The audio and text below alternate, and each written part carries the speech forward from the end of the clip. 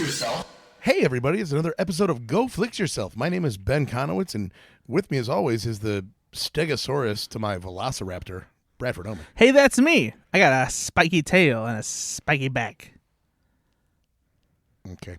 And the Tyrannosaurus Rex to my Velociraptor, Nate Laux.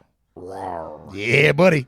You know, here's the thing. You stupid herbivore. Yeah, but you know what? The Stegosaurus fucking swings that tail and he'll fucking tear your shit up. You know what that tail's called? A tail. Yeah. It's called a thagomizer. You're making that up. I know. Is that right? That's right. You know why? Because Gary Larson called it that. Well, now this is definitely made up. Oh, look it up. Gary Larson called it that, and then the scientific community realized we don't have a name for that, so we're going to call it that.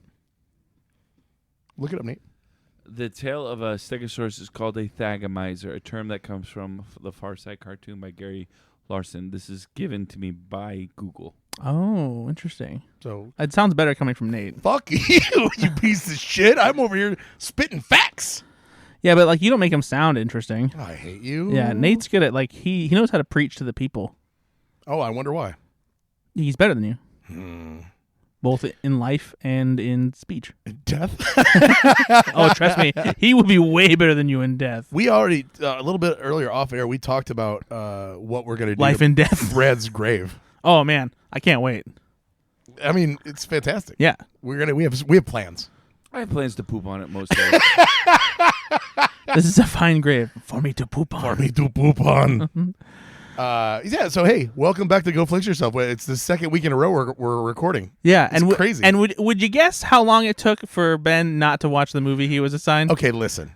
Was it 1 week? If you had 1 week on your bingo card, you What win. a guy. This guy. I didn't get this movie until what, Saturday? You didn't ask for it until Saturday. That's not how this goes. No, but that's how Brad does it. It's like if you Here's don't the thing: ask for if it. Nate, and also if Nate was in this position, you would be giving him so much shit is for true. avoiding responsibility. It's true. You should have thought of this way earlier this week, but you were like, "Oh, I gotta do Ben Con. I'm putting on my own gutter convention, and all the people that coming from out of state. I got Bonnie from West Side Gutters. I got Steven from Honky Tonk Gutters. Hey, Steven from Honky Tonk is a friend. You take that back. I got Quebec Bill coming in from Quebec Gutters.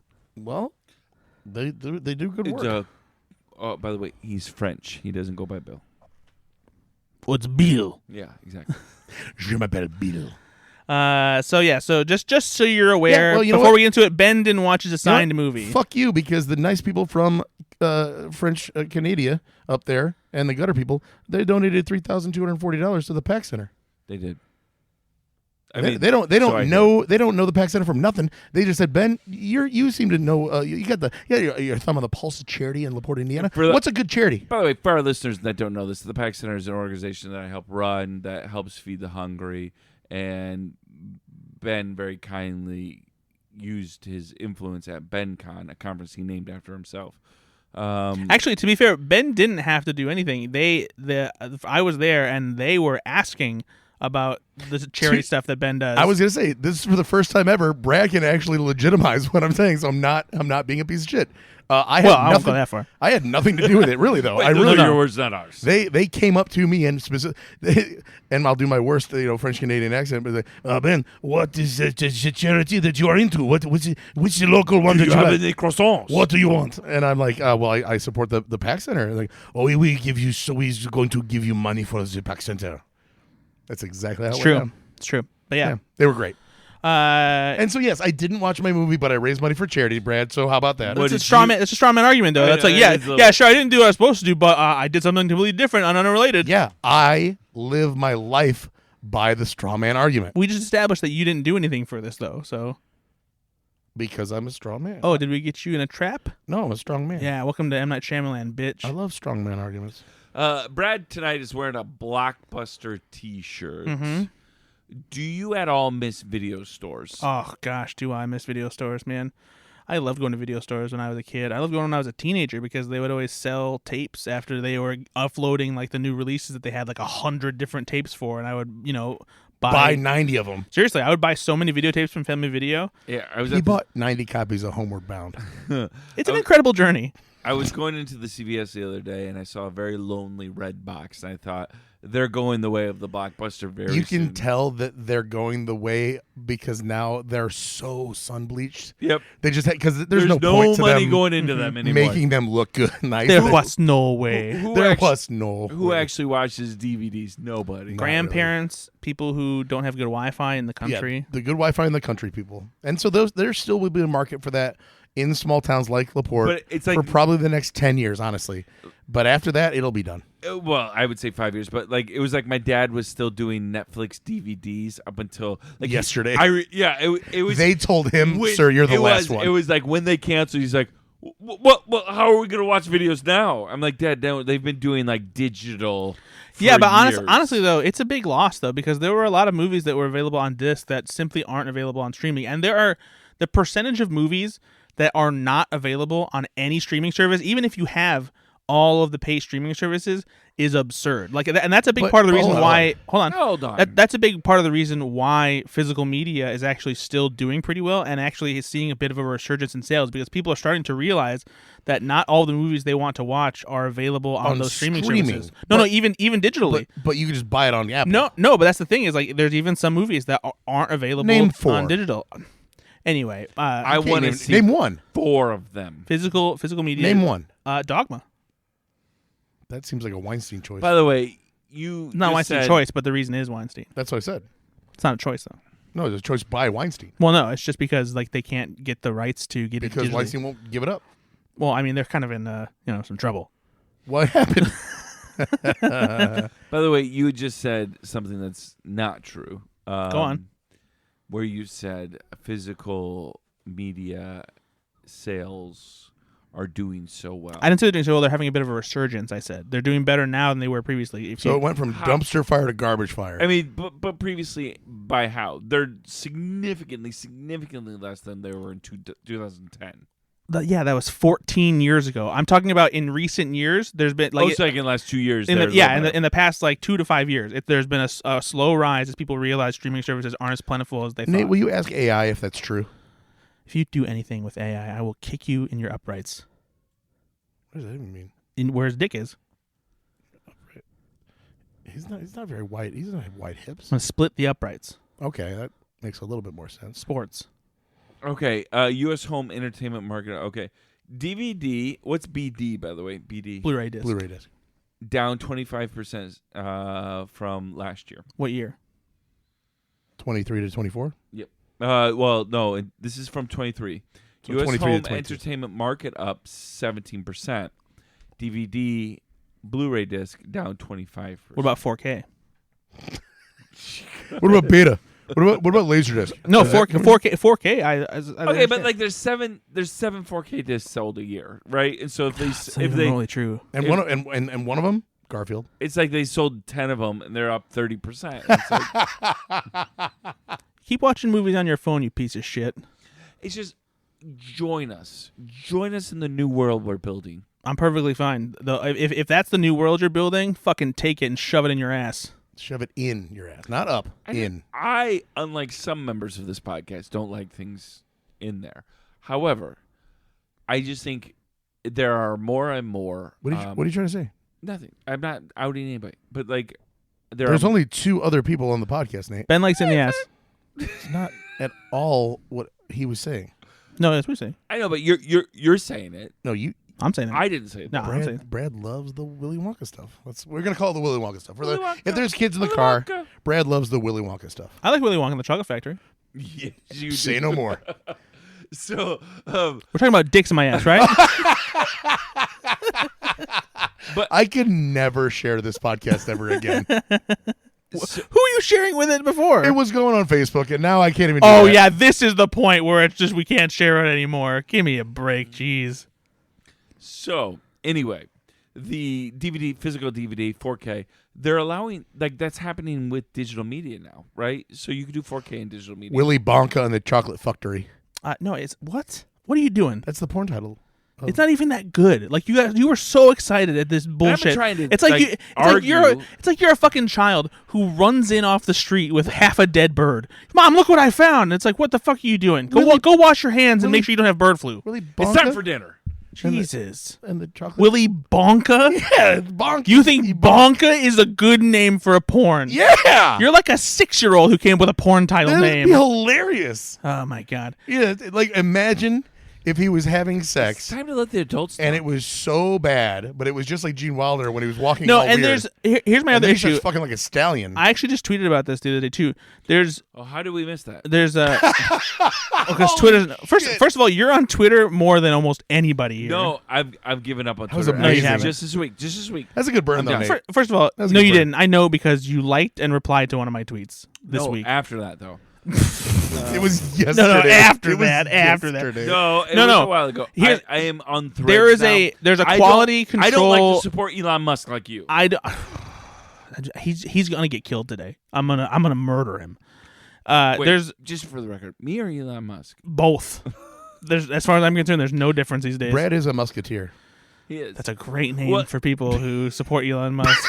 I know, but I've never You heard do. it. No. I've never heard it. I don't and know. Yeah, I can't. I feel like if no one's done it, like, Right? what are we doing? What are we doing? Right? guys, we're kind of brilliant. We're clearly every time I'm fucking stupid. I mean, But the every once Bonka in a thing while, was Bonka thing was but bad. that I'm gonna give you that. good. But Yeah. Musketeer, That was- No, not Musketeer terrible. is really Hey, good. hey, can you tell him that he's smart? I told him it was great. Thanks, Okay, buddy. good. But no, so there's a bit of a laziness and a quality issue with certain digital media, and one of the things I've noticed this before, but just recently it really bugged me, is so when you have movies that have subtitles on them, if you're watching them on disc or you've seen them in theaters, the subtitles are part of the movie.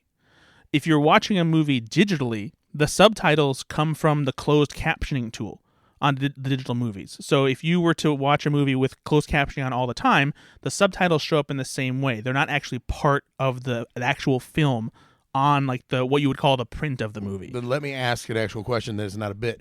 I have had closed captioning on a lot lately because I watch it with the volume down because Ashley's sleeping or the boys are doing homework, whatever. Yeah.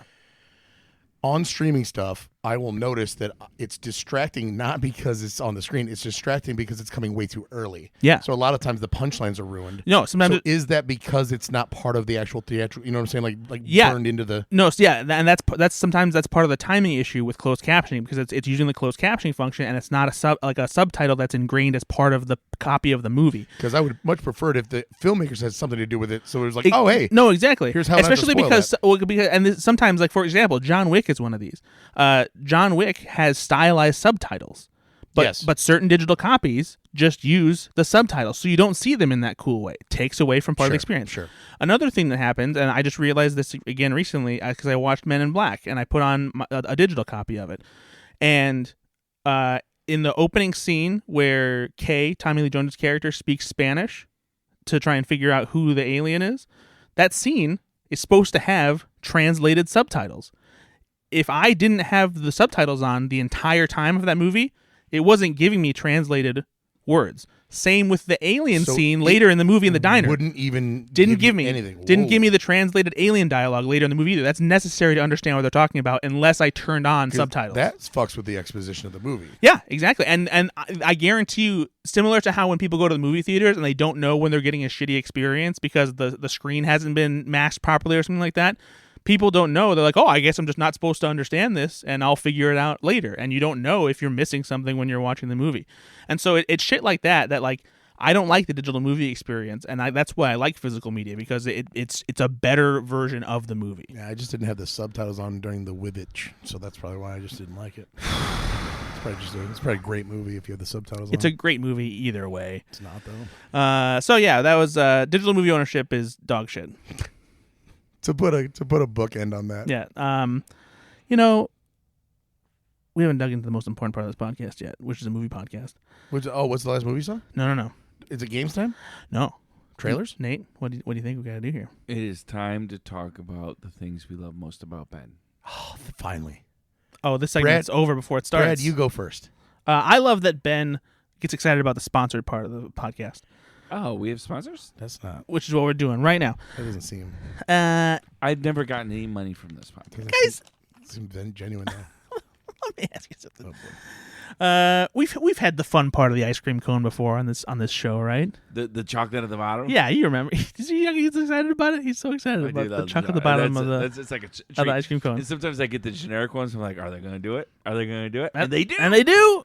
They're so good. Already don't like that you are giddy for what Brad is. And you know what the great thing about the chocolate is in those ice cream cones? Not only is it delicious, but it serves a practical function. Do you know what it is?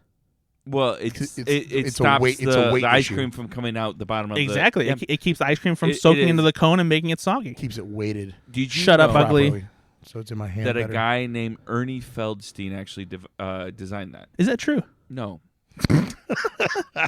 Well, speaking of Ernie Feldstein, he would love these little treats that I'm about to give you. It's okay. Just not excited. All right. I'm just not excited. Ben, I'm going to toss you one of these little ice cream titties.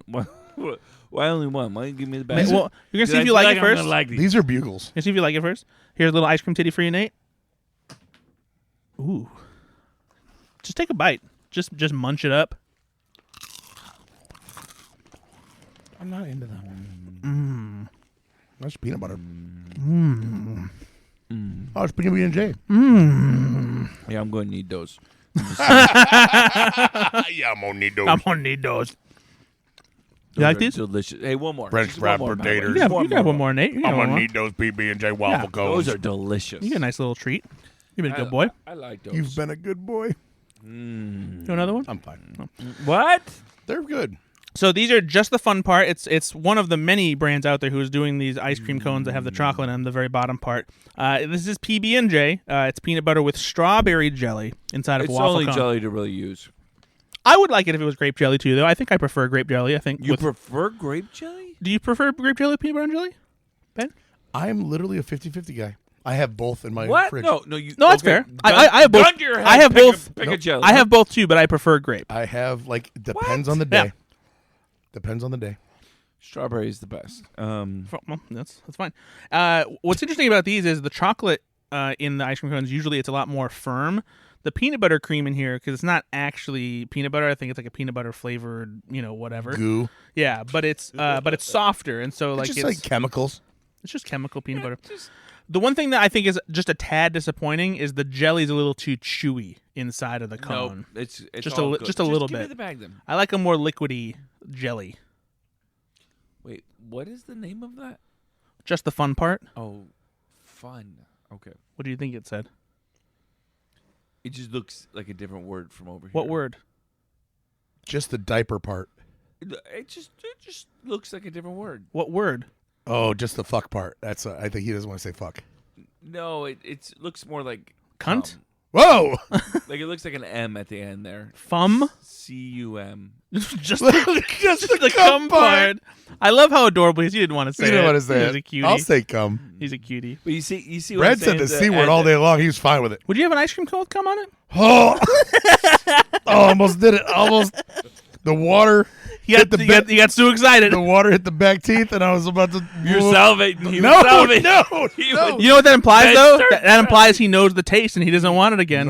No. That just sounds so disgusting. So why do you salivate like that, though? Oh, when you're gonna throw up because your body's about to produce the water. The water is more salivation. Yeah, no, it's so you can throw up. What's wrong with the both of you? I know. When You're the one that's right about before it. you throw up, you don't get a little water in your mouth? Probably. I don't know. I'm concentrating too much on the shit coming out of my throat. It's the worst feeling, isn't it, when you know you're going to throw up? That's terrible. It's the worst. When's the last time you guys threw up? Oh, yesterday. Did you really? Too much alcohol.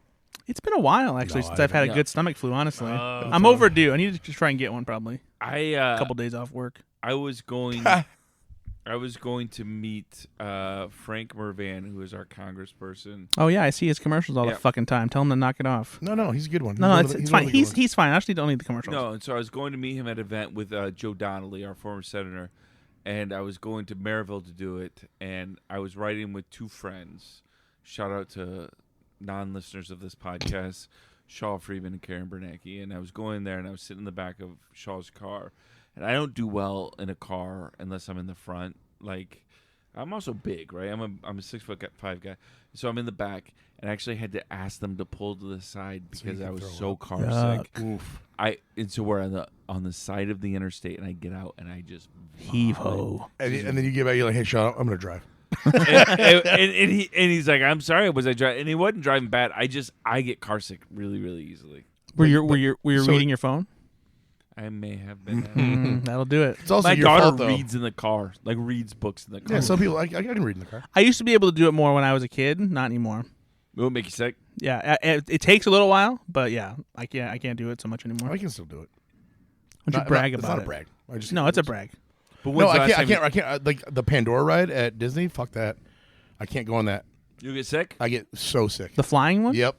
Where it's like 270 degrees in front of you, and Really? it makes me sick to my stomach. Oh my God. What about? I got sick at the Simpsons ride at Universal. What? Yeah, I get motion So sickness fun. I really love that quickly. shit. Yeah. a lot of the fans, But I can read in the car, so whatever. But here's the thing: is a lot of the fans. Of the I would podcast rather have it the opposite way. Sorry, are Nate. asking for you to ride fair rides, and would you do that? I would rather have a thumbtack placed into my scrotum. Like inside? Like pierce my scrotum with a thumbtack rather than ride any. And I mean this, any fucking carnival ride at a fair. You feel Any like carnival ride? I hate them all. okay, all of them? But our podcast listeners Anything are that goes asking faster than for a it. walk. What? Fuck that. It's Buddy. It makes me so sick. I just can't do it. The scrambler? The Himalaya, the scrambler, the moonwalk, the It'd be great content for our Facebook page. So next year we're gonna get you riding. Yeah, we got to do Ben's Yeah, Fairscapes. and we'll put it on No, we'll put it on our some Facebook page. slack-jawed yokel put together something with 3 rivets, and I'm supposed to ride it and not die. Most people don't die. So like, but you agree right here on this podcast that next summer we're gonna do that. Yeah. No, in no Okay, way, shape, or form would I We're do gonna that. do a majority win votes. No, Out of the 3 of us, who votes at Ben? Yeah, I vote. no, Yeah. no. All right, Ben- no, we win. We call it Ben Pod. Yeah, it'll be before Ben Con. But Everyone comes, they watch you on rides. And then everybody leaves because like I just don't trust a guy that can't take the Himalaya. Yeah. do you think you would throw up? No, I would just be very queasy. I would just feel bad for like 3 days. When I was little, What else is new? I was riding not wrong. the hate my life. I was riding the swings at the LaPorte County Fair, and I threw up on the girl behind me. I was so embarrassed. And then he turned 28 years old that next I've day. never thrown up because of a ride. I get so sick. It's only because of stomach flu. Or alcohol? Have you ever thrown up? Definitely alcohol. Yeah, yeah. That's probably. I mean, the last time I threw up for real was when I absolutely was sick, just stomach flu stuff. I can't remember the last time I've thrown up from alcohol though. It's probably been a long time. I mean, you've done a great job conditioning, though. Oh yeah, no, I'm a. Oh, that what we're calling I'm it now? seasoned professional. We're calling it conditioning. You know, when I was this isn't his first rodeo. when I was 18 years old, I stayed the night at a girlfriend's house. A girlfriend's friend's house. At the night Easy for, now. For and I won't mention any names, but it was New Year's, and the Before dad. you were married? Yeah, before he was married, and the dad would have been in his 40s, and I remember we were all drinking, and he shot for shot, and then I'm at 18 thinking I'm king of the world here, hammered, wasted, throw it up, all that stuff. And I remember he woke us up at like 5 o'clock in the morning because he had to go to work, and we went to bed at like 2. And this man was like, no, it didn't faze him at all. Our age, and bro. now I'm like, oh no, I get it. So did you guys sleep in the same bed, or? That's not the point of the story at all. I know, but I'm just curious. No, as like it was like a big sleepover in the basement. Everybody just kind of passed out. Go on. Yeah. So did he? I was hammered drunk. Did so he? So did he kiss you? Anyway, it Okay, was all a right. fun anecdote. Now you've ruined it. You've got. I'm just asking questions that people want to know. Okay, Joe Rogan. By the way, you've got kids that you're not their dad. Clearly. Jesus, I mean, because they told you you're not their dad. that's very true. Would you host a party for them and their And would you friends do to drink shots with them? at 18? Do you think you would? No. Is Is it funny at 18 you thought they were the not have coolest been the dads? most responsible? Yeah, you thought, like. Looking back, I'm like, that's not a great example. You know? But at the time, you're like, these guys are freaking cool. Oh, This dad is awesome. I'm like, is that a real Rolex? No, that's fake. It looks real.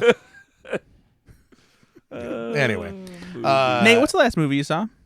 Last movie I saw was a movie that I was assigned. Now No. let's be clear. Was it the movie that you were assigned that you watched? Because I'm pretty sure we found out on the way down to record this podcast that you didn't watch the movie you were assigned, but you watched the movie you thought you were assigned. I was assigned And a here's the- movie here's starring the- Denzel Washington with the word "man" in it. And you honestly, I'm kind of surprised it worked out this way because you still got to watch a good movie with Denzel Washington. It wasn't the movie I wanted you to watch, but I'm not mad that you watched it. I also just can't believe the half-assery that goes into this because he's like, nah, I'm definitely gonna scroll back in my text. Exactly. It's not as if there's a whole text thread where like the title is listed. He's like, yeah, I'm pretty sure it's this one. But yeah, and honestly, he probably thought, I'm not joking, Brad. I think he went like, I'm not sure it's this one, and still didn't go back and look. Yep. All right, our listeners don't know this because they're not in our text thread. We text a lot. Sure. Not as much as we used to. Oh, wow. Whoa. You want to talk about something or Yeah, what? it's something on your chest. What's I'm just going saying. All I know is ever since Nate got a girlfriend and Ben got 2 kids that aren't really his, there's been a lot less texting Jesus. around here. And sure, maybe it's because my girlfriend's not around, and so I have a lot of spare time on my hands, and I'm sitting here just hoping I can text my buddies, and I just don't get any more satisfaction from it the way that I used to. All right, that's not true. Fuck, that's a if lot. I look at our text thread right now, I think It's actually it's a lot of Brad. Then Brad says hello. Send links, no response. Hey guys, when are we recording? Do you guys want to do assignments? Also, the funniest part that Brad sends, so he'll send one on All Sunday right, night. there's a Hey, lot Ray, of remember tomorrow, as we talked about, 7 p.m. See you there. Yeah, but sometimes I'll try and do it in a way that makes it sound like I'm excited. Like, can't wait to podcast with you guys tomorrow at 7 o'clock on Monday, September. Please don't bail on me. I need this friendship. By the way, I was feeling like there was an equal amount of banter with all three of us. And clearly right now, Brad is carrying a lot of the weight. Yep, he sure is. Now I had a lot going on. I this week. did too. Nate, I don't trust you anymore. I did. Ben, I know did because No, I that's got not to see true. Ben That Con is- in action, and there was some stuff that was going on. Nate, I don't know what you were doing. I got a family. Oh, they're not around all the time. Half the time they are, and they do take 100%. And the other half the time? attention. I text you. Man And on the other- Fire. So you watched? What did you watch, Yeah, Nate? you watch Man on Fire, right? Because that's the movie we gave you. By the way, you need to be careful tonight, all right? Because I don't. got real cocky. I thought maybe I'd get away with it a little bit. Yeah, don't worry. We'll get back. We'll get to you, buddy. It's like, Oh, Brad, his time's coming. Don't worry. Hey, everybody, don't worry. Don't worry. Hey, you'll get your comeuppance. okay. Yeah. So you you'll know what? get your For now, comeuppance. Don't worry. Papa's got 2 belts. Don't worry about it. 2 belts. Well, for now, fuck it. I'm the kid waiting on that second belt. So, hey, fuckface, did you watch the stupid fucking movie we gave you, or did you jack it all up and make me a bad person?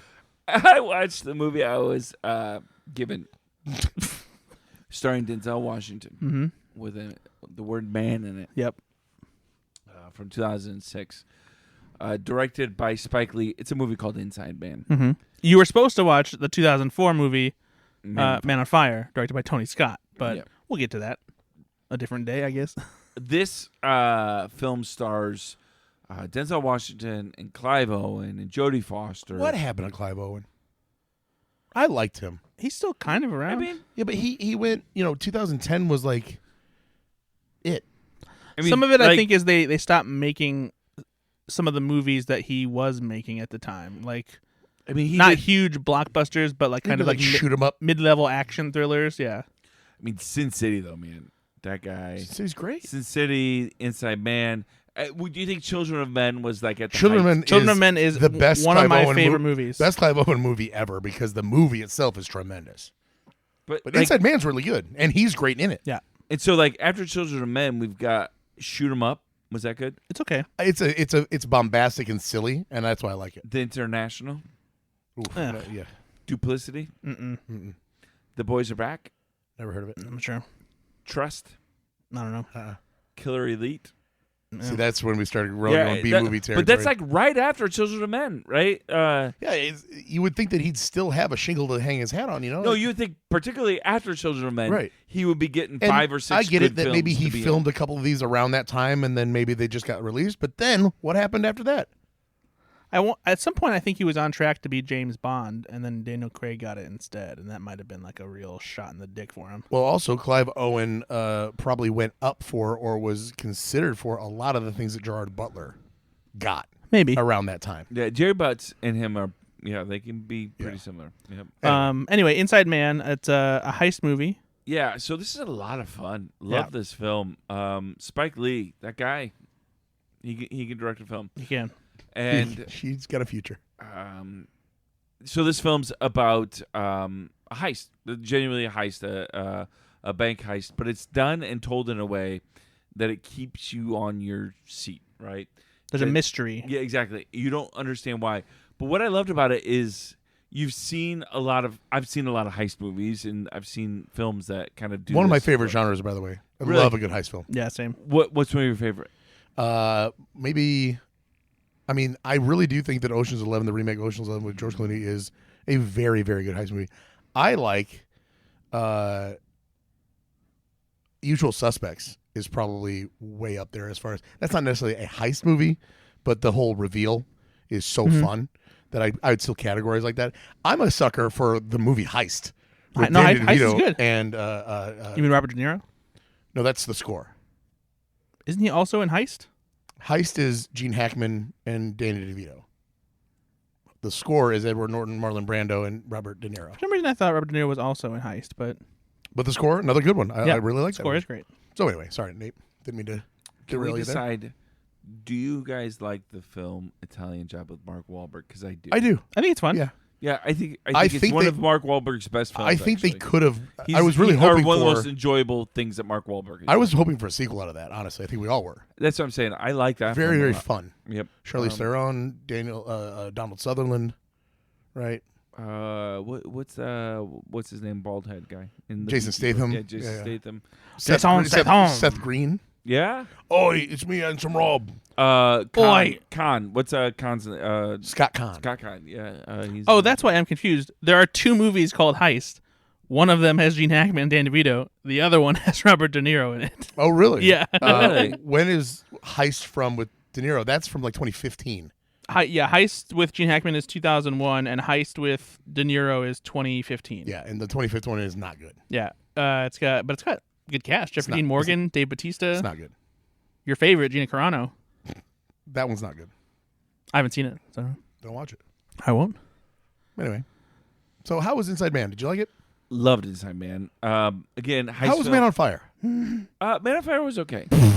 But Inside Man was better, I thought, Oh, here's because I actually watched Inside Man. Next week I'll watch Man on Fire. It's not a perfect film. There's some elements there that I understand. Like there's not everything in every heist film gets every like T crossed and I dotted. Sure. I was reading some reviews of this, and What about the security guard? Why wouldn't he Yeah, have just gone back exactly. in? You know, like there's always going to be I moments. tend to love Roger Ebert's reviews. I like Roger Ebert a lot, and I grew up watching Ebert, Siskel and Ebert, but he kind of points to some of those flaws as like a criticism of the film. But when I was watching it, though, because I don't read the reviews before I watch Yeah, it. it's stuff When that I- if you when don't I- think about it while you're watching it, then the movie has done a good job. I didn't feel that way when I was Yeah. watching it, right? And so And it's crazy too how like that Nazi shit resonates even harder today too. I was thinking that actually, and I was. So I get a little nervous anytime like Jewishness and banks, right? Because we're such a right wing, like weird such a right wing Podcast. period right now. Well, only one of us, but it's such a weird time for that, and I'm like, where's this gonna go? Fortunately, it was on the opposite side. Yeah, of that. exactly. But really loved it. I loved Christopher Plummer in this. Like it was just all good. Like everything did in this film was good. And it was at the end of this film, I was like, this is just an enjoyable film. Yeah. So I wish you would have given me this film. I probably would have gotten around to it at some point, but I'm not upset that you watched it. I wish you still would have watched Man on Fire. But Can you tell me this? Are you more upset at me or Ben right now? oh yeah, it's probably Ben. Here's the thing. You get paid to watch films. Well, sure. But also, like you watched your movie. Someone here. I did watch a movie. I watched a movie. I was going to say, Yeah. no, you can't say that. He didn't watch And it was his it movie. was You just adjacent, said you it was watched your adjacent movie. to the movie. You that- watched a movie that was close enough. You know you what? came to the podcast. A couple weeks you ago, talked I about tried it. to bring myself. I tried to bring my whole self to this podcast. Absolutely, and I appreciate that you at least you prepare in some fashion because if Yeah, you, I do. yeah, you're dedicated to the cause. Yep. You love the podcast. I And, genuinely do, and I love you. yeah, you put your best foot forward. Oh, I put a foot forward. Yep. Not everyone on this podcast, I would say, does that. There's usually He does have gout. well, and if gout was in your eyes, I think I would be more understanding. But it's It's in his foot, so it's hard to put the foot. he rose a stink in the text thread about not having a movie. First of all, I didn't raise a stink. Let Nate? Brad talk. Yes, you did. Okay. I will read From the book of Ben, verbatim. From the book of Ben. I think because he also tried to put it on me, like it was my fucking fault that you didn't have a movie. It was, though. But not in a way where I didn't give you one. I just gave one to Nate instead because I didn't realize that I was supposed to give you What's one. up, splitting hairs?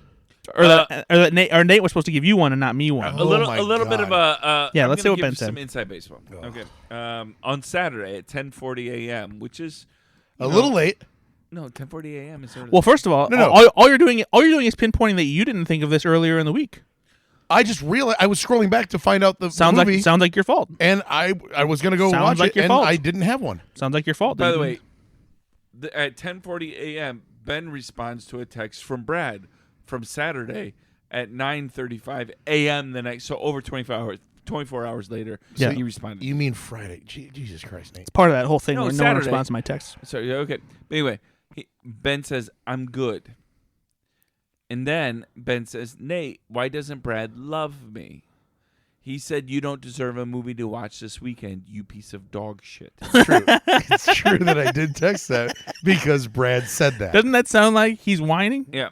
Then Brad says, "Oh wait, somewhere I got my wires crossed. Yeah, you taking blame? fucking moron. Taking blame? I forgot And? Ben gave me Blown Away, Uh-huh. and Nate was supposed to give Ben a movie, but I asked him for a movie last week too. So Nate is supposed to give Ben a movie since I gave Ben the last one. Ben, you can always Don't take sneeze the movie. like sleep through your bullshit. This is horrible. You can always take You're the right. movie Nate Thank gave you, Ben. me, which is A River Runs Through It, and I'll just watch it too for good measure. Have you seen that? Ben says, I have not. Brad says, cool. There we go. Fucking hate That this way so we much. don't have to interrupt Nate's marathon. You know what? Andy Tuholsky is a listener of this podcast, and he's my favorite commenter on Facebook because when he says something, it's not the deepest cut in the world, but it's something he heard and Yeah. responded to. He has such slim pickings this fucking time. This is so boring. I'm Andy. I'd like to personally apologize to you about this. I think you This should is I think you should apologize to everybody for your Maybe you should laziness and your apologize. lack of dedication to this podcast. And How to much the- of your assigned movie did you watch, Ben? Well, I'm glad you asked because a couple weeks ago I watched a River Wild, and it's got the word river in it. So according to the Nate paradigm, I'm fine. Oh, look, here comes straw man argument. By the way, you didn't watch A River Wild. I did. I watched a River Wild, and I watched the remake. That was like 4 weeks ago. Yeah, that was a long time ago. I was still young. How much of A River Runs Through It did you watch, Ben? 20 minutes. Yeah, and how many other things did you watch this week? 2. Yeah, But both of them were before I got a movie assigned to me. but that's also your fault. For the record, I do want to say I did give Brad that film earlier in the week, so I wasn't late to give a film. True. But Brad said I owe him a film. You're Yeah, so not the wrong- you're not the wrong here. you would have had your movie on time if you would have asked for it. It's not how it works, and you know it. You didn't get a film. Anyway. and you didn't. Hey, you didn't get a film. The and you first didn't bring 20 it to- minutes of A River Runs Through It is boring as shit. And that's all I have to say about that. Why? Because Tom Skerritt's in it. Freaking hope- Tom Skerritt's. hopefully it gets better. This is not. First of all, I think Ben's gonna hate this movie. This is not a movie for Ben. This I wouldn't have given this. Yeah, This no, is I wouldn't give Ben this movie. This is some Bible Belt preacher teaching fly fishing to fucking Joseph Gordon-Levitt. Who gives a shit? Yeah, see, he didn't even get to like the part of the movie that's like. So I watched A River Runs Through It, and I would like to make a joke at first before I get into appreciating the movie. That thank you, Nate, for assigning me a book to watch. But that's a mean reaction to this. But this movie is actually very good. What's the book part? When when you watch the movie, it plays out very much like as if you were reading a book. It's that boring. No, It's dry. No, I mean it is dry. It's a very like I mean, standard. It genuinely is based on a book. Right? Yeah, and it's a very standard family drama that's like set. It's a period setting.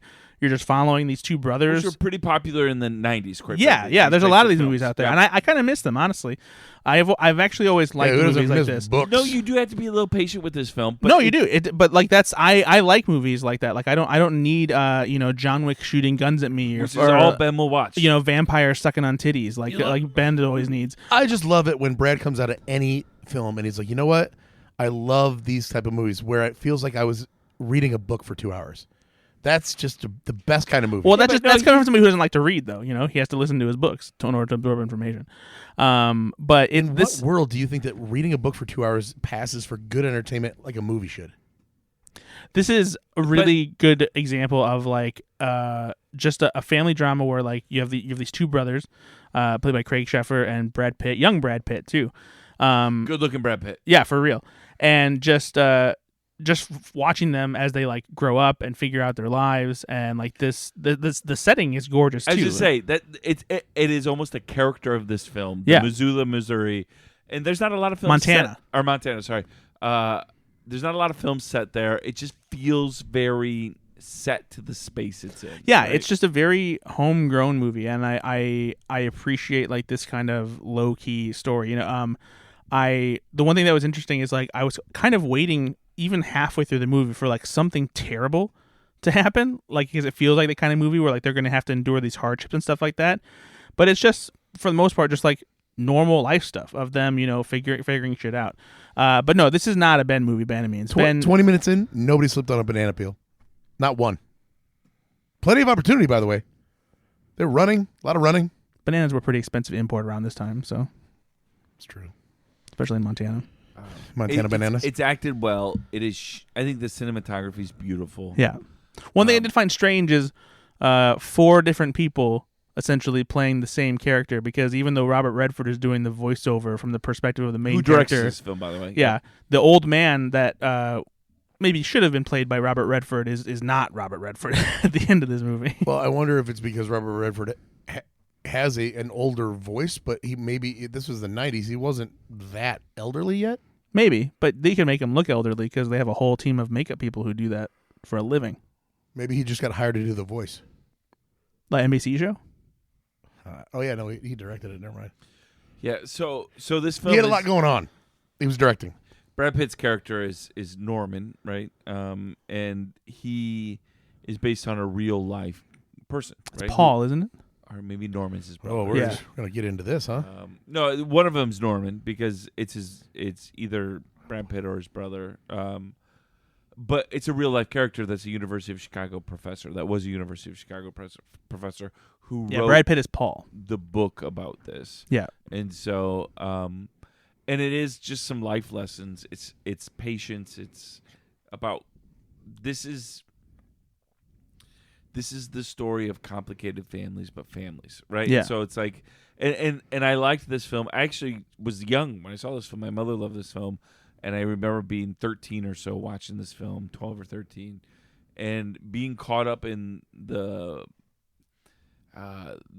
setting of it, the illustrative kind of nature of fly fishing in this. Yeah. And actually thinking, wow, Brad Pitt, that guy, right? Because he was just starting to come up, and loving this film. So I'm glad you liked it, though. Yeah, and like 20 minutes into it too, where Ben is, I was like, oh, Ben's gonna fucking hate this movie. I wouldn't have given this film to Ben. I I knew actually you would like this film. I came here knowing he wasn't going to have watched it because there was no way he would have made time to get through it.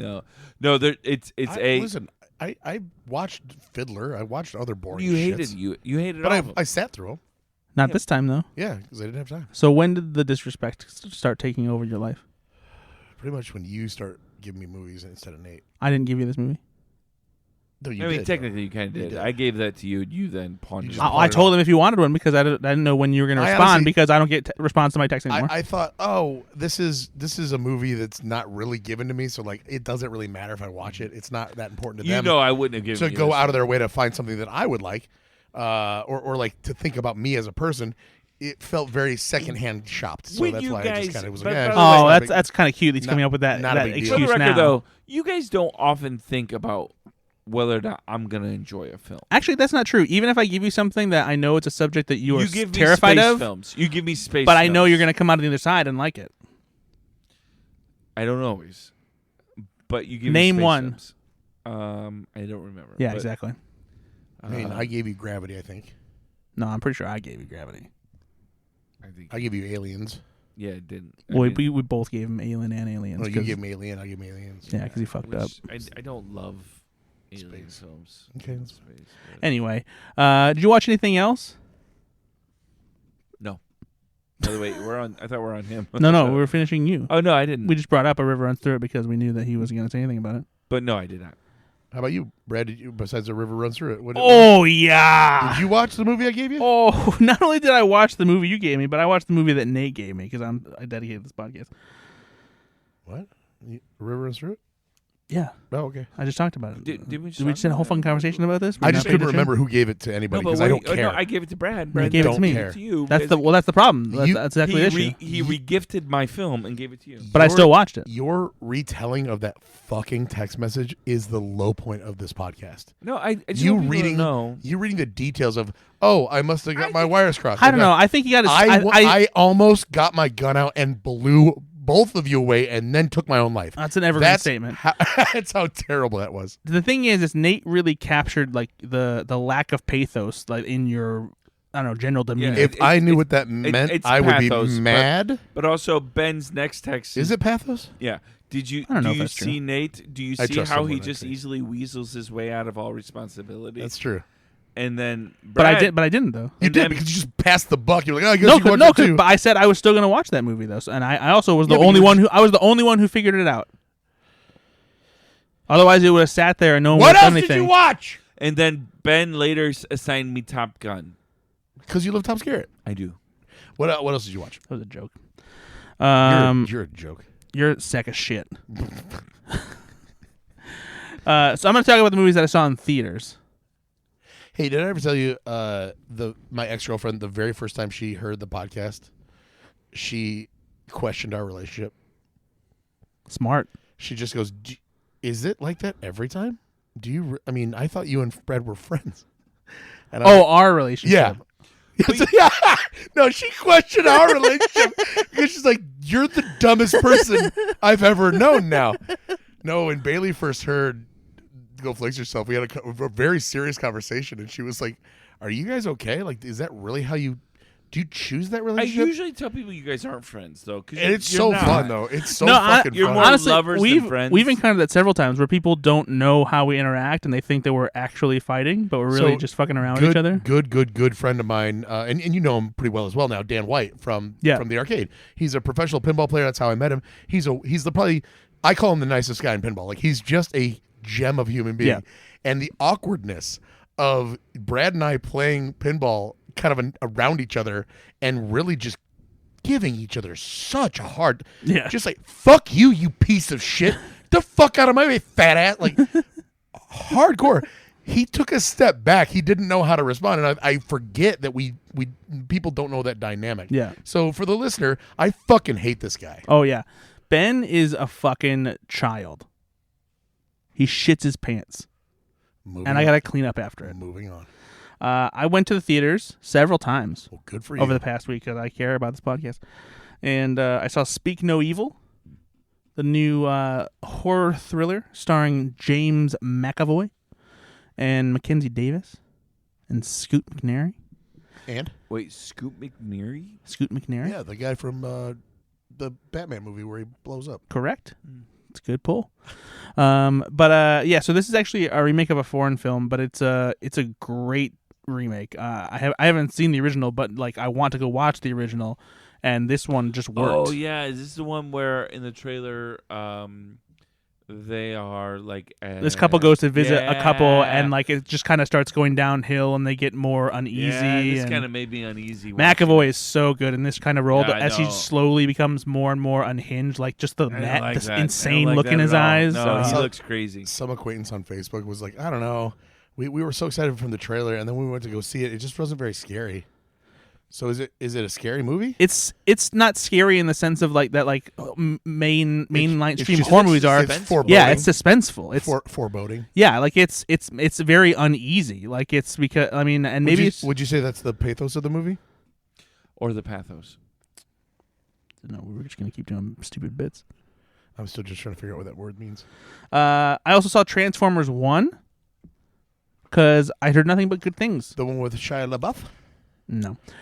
This is the new animated version of Transformers. That's basically a I prequel. wanna see this. I know you hate the animation from the trailer, but Yeah. I didn't hate it. But like, And I kept seeing great reviews from people whose opinion I respect, especially when it comes to animated movies. You're when welcome. it comes to blockbuster movies like this. And so I needed to go see it.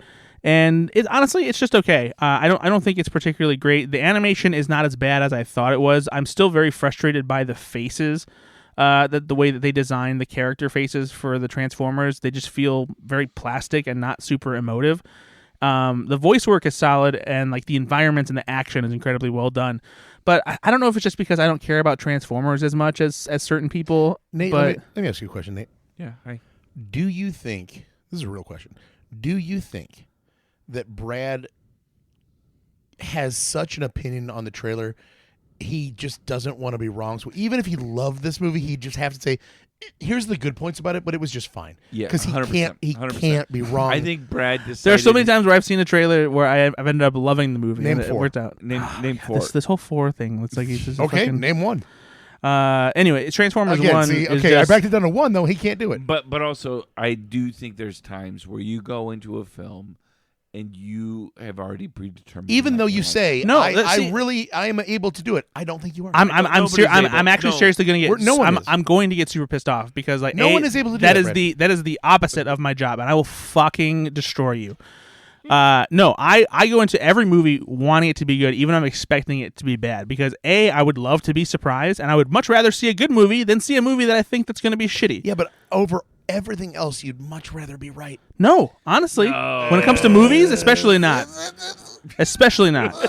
Especially not. Okay. No. All right. It's just We know my you. evidence counter to that is Transformers 1, where you went in with a preconceived notion. But no, and decided- honestly, I went in wanting to like it even more because of all the different people that I saw giving it so much praise. It's like, oh, well, then maybe it's actually gonna like impress me.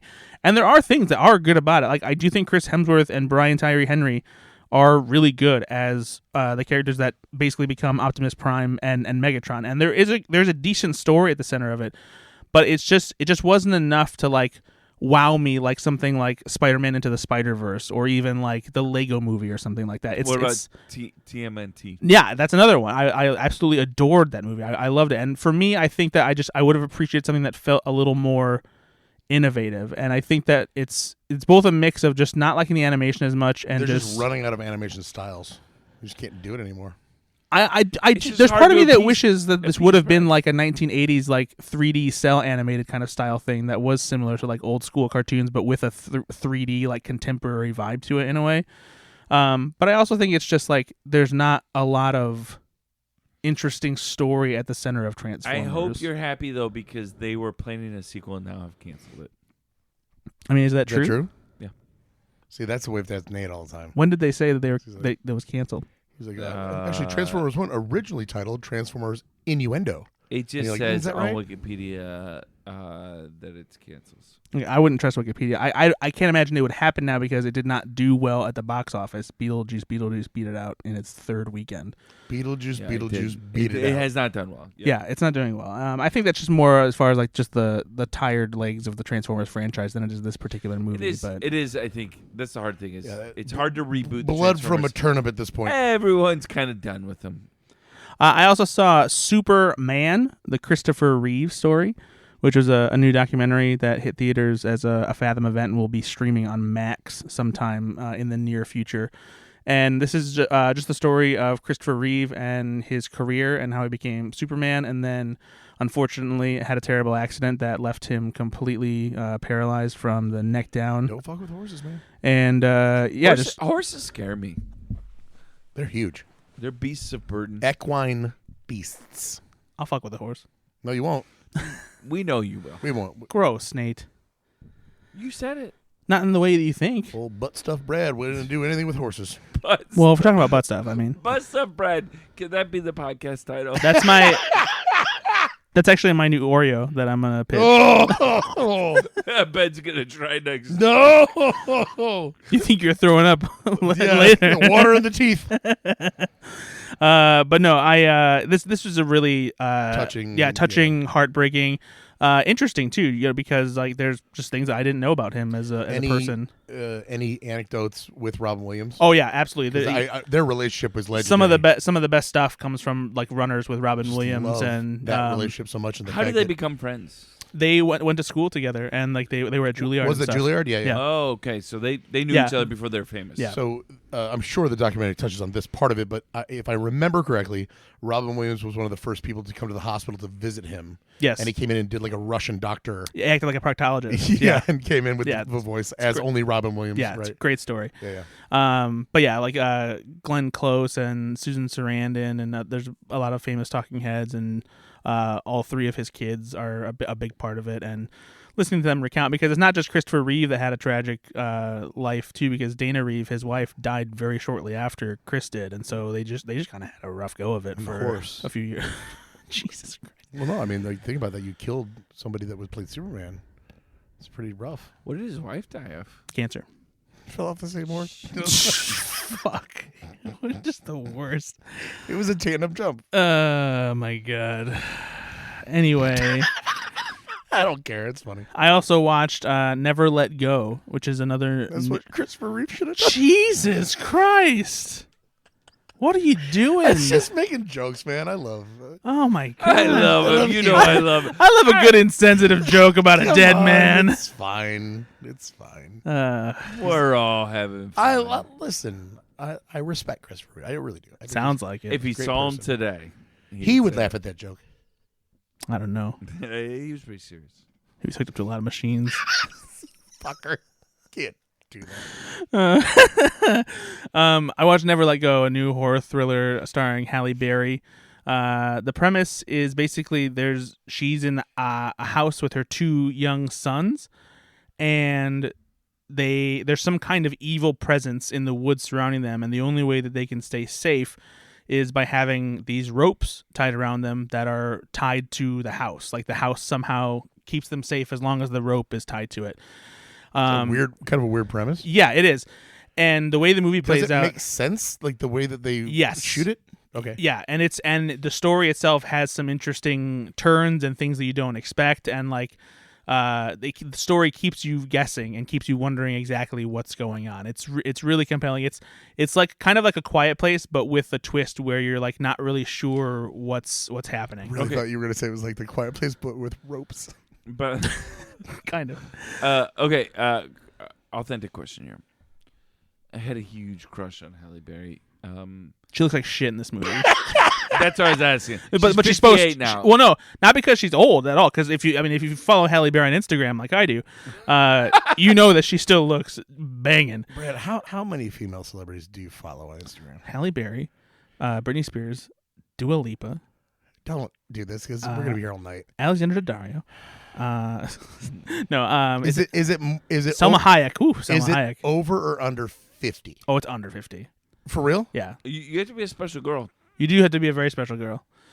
But she's not supposed to look good in this movie. Like they live in the middle of a cabin. They're kind of like on their last bit of food. Like she's supposed to look like malnourished. Disheveled and malnourished, Yeah, yeah. exactly. No bikini scenes, Nate. So don't get excited. No swordfish action? Oh no, definitely no swordfish action. Oof. Sorry. Hugh Jackman. Urgh. I bet you were Jackman. I was. Huge. No, not huge, but No.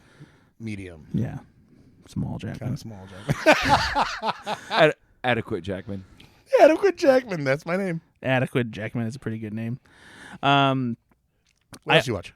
I also watched An American Werewolf in London for the first time. First time. Yeah, I'd never seen this. Oh, dude. I'd been meaning to for a while. So good. So much more weird than I thought it Yeah. Crazy. was. Like I was like Legendary creature effects. amazing creature effects. Like Hold up to this day. Still stunning Yes, creature yes. effects. Incredible work.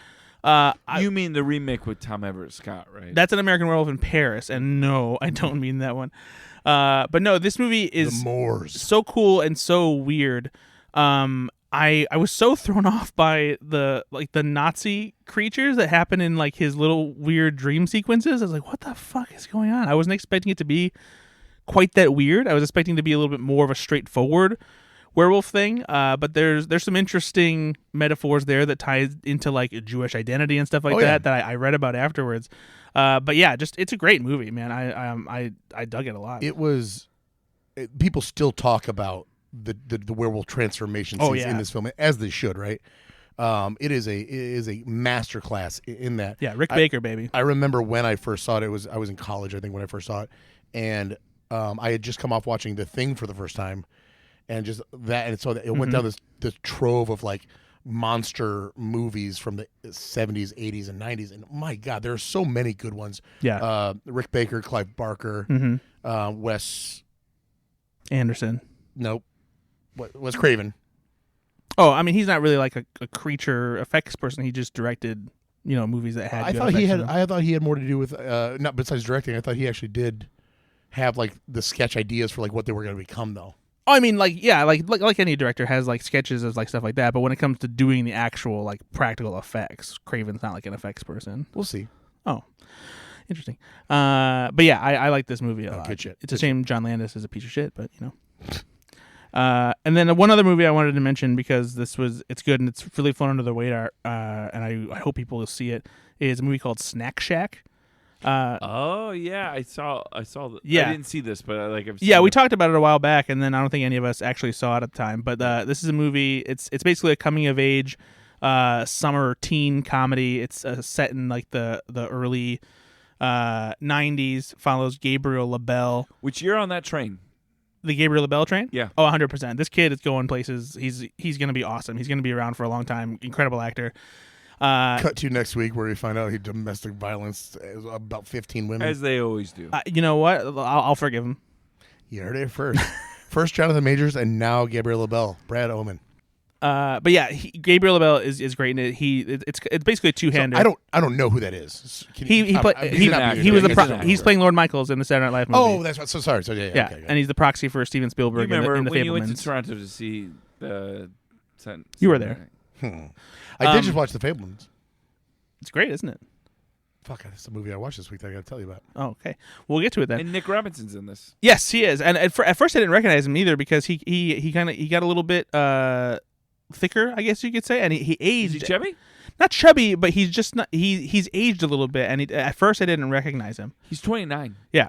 But this is just a really fun movie. It has the vibe of like a summer comedy that would have actually come out in the 80s. You have these two smart-ass teenagers who they decide to buy basically the rights to run this snack shack at the summer pool. And one of them is like kind of like a scheming person, always trying to like come up with like the next thing to like really help him out. Brad. The other one's kind of along for the ride. Nate. There's a girl who's the crush, and Ben.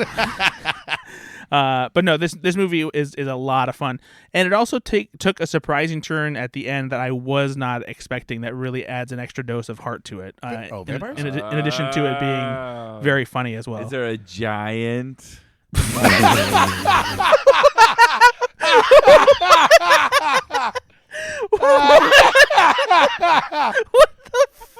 Oh, I'm lightheaded. I'm actually lightheaded because I laughed too hard.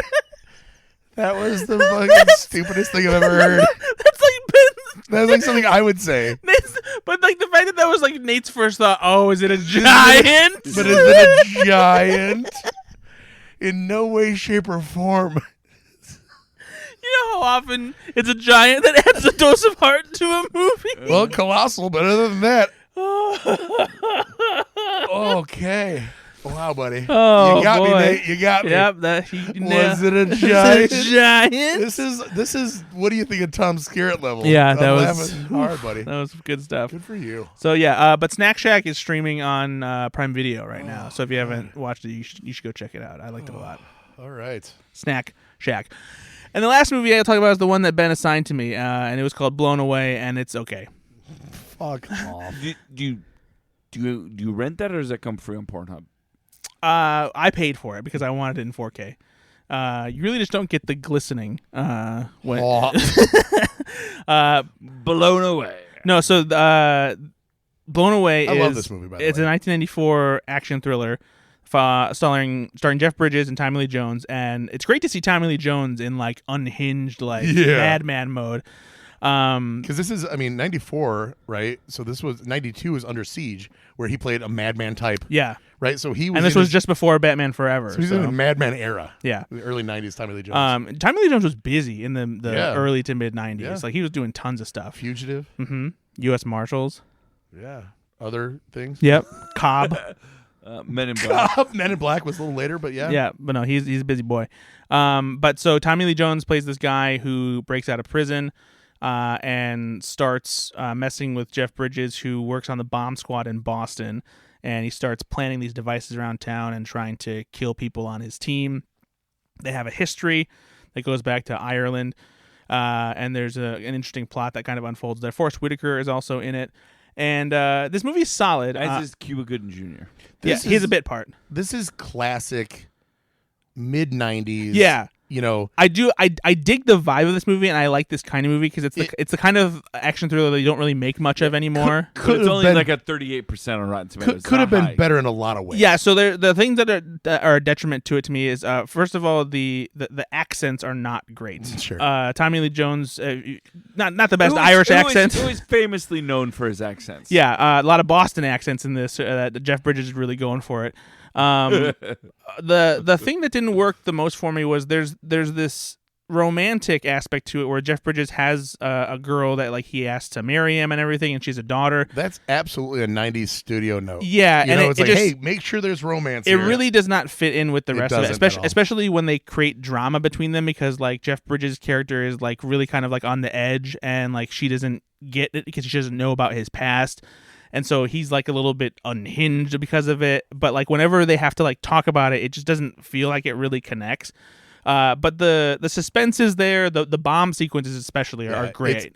It's at its best when the drama and the suspense of like, will this actually blow up? Yeah, exactly. They did a very good job there. Yeah, so I enjoyed watching it though. It was I didn't love it, but I appreciate it for what it was. Cool. All right, Ben. So what the fuck did you watch? Yeah, no, I watched Blown Away. Oh, you didn't. I watched Swept Away. Nope. I guarantee you would hate Swept Away too, probably. I watched. I can't think of another away movie. You didn't watch A River Runs Through It, that's for I sure. definitely didn't do that. Is Far and Away a film? Far and Away is a film. I've seen Far and Away. Tom Cruise, Nicole Kidman, Yeah. The Frontier.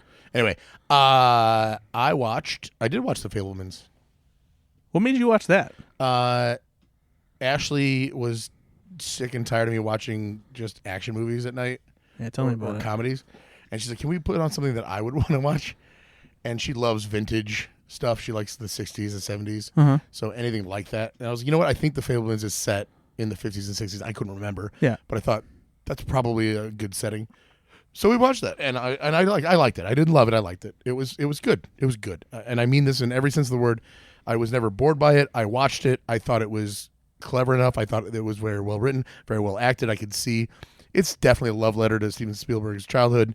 I get it. It's a Spielberg movie. I know, but it wasn't necessarily Not his best though, right? No, it just wasn't. I think Catch Me If You Can, it's very or good. It's good. It's just not fine. It's in the fine, pantheon of his movies. The worst Spielberg movie is better than 90% of the movies made. We all know you suck his dick. I get it. What But is it's- the worst? It's I don't have to film? suck his dick. He presents it. Duel. No. It's 1941 is the worst movie he's made by far. This one's it's in the middle of the stack for me. Duel is at least like a good It's a joke, Brad. action it's a thriller. calm down. It's a Duel joke. is Good Duel Lord. is This is how sycophantic he is. Excuse me. Duel is actually. It's a joke. Let's move on. it's not funny. So yeah, it's in the middle of the pack for me as far as his movies. are Don't concerned. say shit like that. Oh well, they have to have a middle, Brad. No, not that. The other stuff that is bad. By the way, do you know what his worst rated film is? 1941. No, I think it's probably Is he in movie 43? Like of a film that he's directed? Indiana Jones and the Kingdom of the Crystal Skull. No. The Terminal. Nope. Always. Hook. 13%. Really, his worst reviewed? Yeah. That's a bummer. 29%. 29. Oh, that movie's better than 29%. I know Spielberg himself honestly doesn't like that movie. But 1941 has a 39%. that's too These much. aren't films that because he's executive produced every film since, a certain time. But since the DreamWorks SKG Mm-hmm. era. And then Who is SKG? Spielberg, Geffen, Mm-hmm. Kibblebottom, Close. Kleister, Cats. Katzenberg. Anyway, I watched that. Yeah. I watched 20 minutes of A River Runs Through It. Mm-hmm. I watched Orion in the Night. Is it Orion? Orion in the Dark? Yeah, he doesn't even know the name of the movies. He Orion watches now. and the Dark. Netflix movie, animated, watched it with the boys, about a anxiety-riddled 10-year-old, 11-year-old that is just terrified of the dark and terrified of everything. And it turns out that the story is the father telling a daughter, like Orion is an adult man voiced by Colin Hanks, who's telling a story to his daughter about him overcoming his fear of the dark. And so the story is that he's telling his daughter is this magical journey of Dark as a character taking him around the world. Mm-hmm. And there's all these, it's a little like Inside Out. Yeah. Where everything has Sweet Dreams is a character, Quiet is a character, Mm-hmm. Sleep is a character. And Ike Barinholtz voices Light Nice. compared to Dark. And what's his Mark David Foster? What's his name? Paul Walter Hauser. Voices, Mark David Foster. I couldn't remember. Voices Dark, and I knew it immediately. Yeah. But he's definitely putting on a voice. It's perfect. Nice. It's By the way, it's larger than there's gravitas to it. It's big. What about pathos? There's not much pathos in it. That's surprising. by the way, this film is really well rated. Yeah, I've heard it's very good. And I I'm really liked sad it. because I've not watched it. And if I had kids that are that age, I would have watched it by now. Now I I'm bet you sad. kids would still enjoy it. No, I know, but they've not brought this up. It's like a my kids- little bit more. At first I was like, "Oh, am I turning this off?" Because 7 and 10-year-old watching it, it got into some pretty like, "What if I died? What if like?" Let kids experience that shit, The though, man. anxiety part of it kept going though. Like Yeah. when he was building it, he spends a good probably 3 or 4 minutes, and it's these real kind of visceral scenes of him drawing out suicide and not Good. I would kill myself and like Yeah, what if kids need to be scared. So anyway, It's also written by Charlie Kaufman, so it makes Yeah. sense. there's a lot of extra stuff that maybe wasn't necessary, but I'm glad that it was there because we had conversations, we paused it, we talked and stuff, And that's what it's about, honestly. Like, that's the thing is, like, I understand and I appreciate parents wanting to protect their kids and, like, maybe not wanting to have, like, certain conversations yet. And that's totally up to them. But I feel like more recently, I feel like some... avoidance is not necessarily Yeah, exactly. And, like, I think that kids are prepared to understand and confront things much sooner than parents think. always in the history of the world. Always. Yeah. My strategy, because Ashley wasn't there for the first part of the movie, was, well, let's see how this goes. Because Don't tell your mom. we're going to do this. And then once it gets thick and heavy, it's a pause, right? Because I can see him I can see like Ender starting to like teeth the bottle he's drinking out of a little bit. Like he's got his prime drink and he's kind of chewing on it a little bit. Mm-hmm. So I pause him. Hey, buddy, what did you think about that scene? And he goes, it was pretty scary. I'm like, why did you think it was scary? Well, because Dog seems like he's a pretty bad guy. I'm like, do you think that he's going to turn into a nice guy? And then Rune is 10 years old, and he's like, well, of course. It's because he gets it, man. Rune is He so understands. smart. Well, yeah, sure, Yeah. Ben. It's the hero's journey. Yeah, I'm not joking. Idiot. He'll obviously he doesn't say that, right? You're not but, my dad. But he says that a lot. But he says things like that all the time. It's like, well, it's a movie, so of course there's going to be. He gets movies so. Yeah. I love that kid. He's just ahead of his time. He is flabbergasted when animated characters make bad choices. He's like, well, of course the bridge is halfway gone. It's gonna fall. Why would they do that? It's so funny at his age. Everything is that, and also if something is incongruent, I think we've talked about this, where it just doesn't make any sense. It's just nonsensical. It's the funniest thing he's ever heard because he just doesn't know how to process it yet. Yeah. So he goes, what? And it's so organic, and I love it. But by the end of it, they loved the movie. It was great. I highly recommend it. It was very good. I also watched Mr. Deeds a couple weeks ago. So I watched Big Daddy this time, and the reason I wanted to watch it because obviously, I'm doing the parenting thing now for the first time ever, and it was actually really fun to watch Adam Sandler be kind of a dropout / loser character, inherit, let's say, a 5-year-old kid and have to deal with it. there were so many stupid parallels where I'm like, I've thought that. Like, I didn't know how to do that. Yeah. It's especially obviously when Ashley's not around, where I'm just trying to figure it out for myself. I liked it a lot more than I used to, just because of that. And I never hated Big Daddy. Oh no, Big Daddy is phenomenal. Yeah. It also stars Jon Stewart, right? Jon Stewart. Oh yeah, Jon Stewart's as an a actor, supporting which part. is unique. Yeah, right? he's in the Like, beginning heavy and the end heavy, and then he's gone in the middle for most of the film. Jon Stewart can act. You know, he's not just a comic. Jon Stewart, No, he does, he's yeah. got chops for sure. I love this film Yeah. still. It holds up. It's so fun. The kid, Dylan, whatever his name is, the twins. Two, Cole and are Dylan a Sprouse. Wonderful act. I hopefully they didn't turn into meth heads or whatever that it can happen to child No, actors. they're big stars now. Are they really? Yeah, they were on they're like- Riverdale. Like they're huge. Oh, they're on River Runs Through It? Fucking nutsack. Dale and Tucker versus Evil? A mix of those two movies? Anyway, so I watched that. And then I also watched, I just remembered, I watched, you're going to hate me. Because I had time. I definitely had time. I to know watch you had time. River Runs Through It. I know. But instead, I watched the 4-part American Gladiators documentary. Are you fucking And I watched kidding me? all 4 parts. It's not you. It's TV. I know. I just got sucked in. I'll throw this on while I'm eating a sandwich late at night, and I watched all 4. Is this the one from Netflix or the Yeah. other one? Yeah. Okay. It's about the steroids and like how big they got, and they got no money for anything. Yeah. It's a fascinating watch. It is. It's just it is good. crazy. It's not a river runs through it. It's definitely not. It's way better. Mm.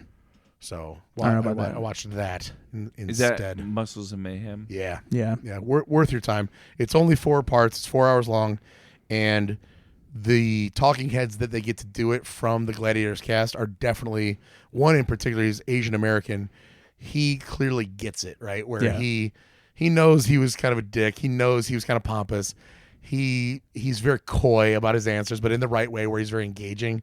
The guy knows how to tell a story to this day. Mm. And so they really focus on, it was kind of him telling the story a lot of times, and then kind of everybody else was talking heads around it. But I really enjoyed it. I thought it was interesting. Yeah. It Also, was, just where the impetus for the show and what it became, right? yeah. Like, nobody really had an idea what to do. Exactly. It was just an idea on a napkin, and they're like, yeah, funded, do Yep. it. Yeah, it was fascinating to hear about that because I loved me some American Gladiators when I was Me growing too. up. Yeah, we watched it every week. Yeah. Yeah, that was like Conowit's household staple. Is Nitro in it?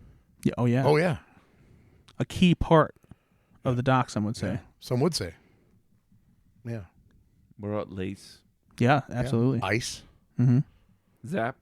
Oh, yeah. Yeah, Laser. Blazer. Blazer. Hey, you want to talk about some trailers? I'm not doing the song at all. I did it last time. Hold on. You do it this time. Whoa. I'm just getting it out. No, I'm not doing it this time. Hey, you didn't No, even watch your we're not- movie. we're not you didn't arguing. watch your movie. We're not You arguing. didn't watch your There's movie. got to be some This kind is of... not Yeah, there's got to be argument. some kind of punishment for not doing what you're supposed This to is do. not an argument. I do it all the time. You know- It's been too many times in a row. You know why you do it all the time though? First of all, It's two been times, no, it's two times in a row. 10 times in a row. Do it. We've Do it. only Somebody else do it. we've only just been back for 2 episodes. Also, Brad does the editing. I do the producing during the show. yeah, and you do nothing. You do nothing. So this You is can't what even you watch do. your movie This is for the what you podcast. do. So this is You're- what. Yeah, this you're is the your thing. musical, You're the musical director of the show. First of all, Nothing you say. Nothing you this say. is my show. Oh, that's hilarious. It's my show. I allowed you to be a part of it from the start, and I definitely allowed you to be a part of it 90 episodes in. If Nate and I weren't part of the show, there wouldn't be a show. Oh, You the show would be better. No, because you would just be sitting upstairs still trying to watch movies with the kids. It's true. You're not wrong. Trailers are coming. There are good times ahead. We're gonna watch some trailers with the best friends along the way. I thought it was going to rhyme it with I Nate and Brad. love Nate. Sometimes Brad. A lot of times he makes me sad. I don't even know what Anyway. this song is. We're I feel gonna like have you're going to hit him. good time watching I trailers. might. This is what I'm gonna do from now on. All you have to do is sing it to the tune of a song that people know. Yeah, I don't want to do that. That's all you I'm have to trying do, to be though. bad at it like I do with the dishes with Ashley. Here's the thing. You don't have to try. You are bad at it. Just pick a famous song. I just did the song. And sing that's the kind of- lyrics to it. Every time you're gonna get that or so pick them. You get to choose. You can choose. I think You can me choose and the Dying rest of the Angel, listeners are waiting for the Dying Angel, or with you pick it, and I'll do either one, buddy. From now on, that's your fucking present. Shitting on your grave. That's coming. I don't like this, Nate. Poop on your grave? No, I just don't like this piss poor attitude he has. Like that he's not even going to give us any musical. Effort? Yeah, Oh, you shocked? not shocked. I'm never shocked. I don't. It's hard to do, and you guys never get to do it. Whenever me and Nate do it, we make musical fusion. No, you don't. We It's always just as hard, and you just love that I have to do it, so you don't have to because you know how hard it is. Literally had record producers contact us. I don't think that you've ever had a good version. One time This we guy. did it so good This guy. that it made you mad. It makes me mad every time. You got so mad because you're like, why do you guys do that with me? Why don't you do that with me? I just get mad because you come in and double him and help, and I'm a man on an island over here. It's not that I help him. We are in sync. It's like we speak the same language. Yeah. We're having a musical conversation. I'm sorry. Yeah, we just understand each other and we just feel each other's vibes. Go ahead and feel each other's vibes then. Do you want us to feel your vibes? I do not, because my vibe is anger right now. What else is new, Hulk? So fucking pissed off. You should be. If I had to live with myself, Forced to do this every time. By the way, no listener likes listening to this bullshit. By the way, just do it. let's let the listener decide. But also, this is what you bring to the podcast. We all have our thing. Mitch, if you're still a listener for some reason. By the way, I haven't heard from I'm Mitch sorry. in a long time. He No, probably I'm- isn't listening. Are you probably not Oh, listening? no, because, he's listening. Because of this bullshit. Nah. yeah, imagine how much happier it would be if you did the song like you're supposed to. Mitch is a supporter of me. He thinks that I do it I too don't much. know if that's true, but I don't think Mitch is listening anymore. By the way, guys. No, he is. No, he is. He always likes and checks in. Yeah, we see his likes. Hey, you know what? You know how I know this? Because I pay attention to the Facebook page, unlike you. Hey, Facebook's like a cesspool. Oh, because of Mitch? How dare you? No, not Mitch. Just Wow, because of Mitch, I'm sorry, buddy. everything. Like you like the Facebook, he likes the Twitter, And just- Instagram of celebrities over 40. Or under. I'm not picky. How far? Wow. Yeah, You're disgusting. Drake. So we watched Dark Avengers. I've never found Drake attractive. Even when he was in the wheelchair? Ah. Anyway, we did. We watched... Dark Avengers. Here comes the trailer time. Watch movies from the future. already mad because Here just comes the trailer immediately time. made it better. Oh my god! The movies that we're excited to watch. Yeah, well, at least it ended shitty. Because right off the bat, within the first 2 seconds, you were already ching. You already had his back. I've never had that level of Yeah, support. but no, because he went for it. You don't go for it. You're like a sad little boy. And then there was a song. And here's the song. And Brad doesn't like that's what you're gonna get from now on.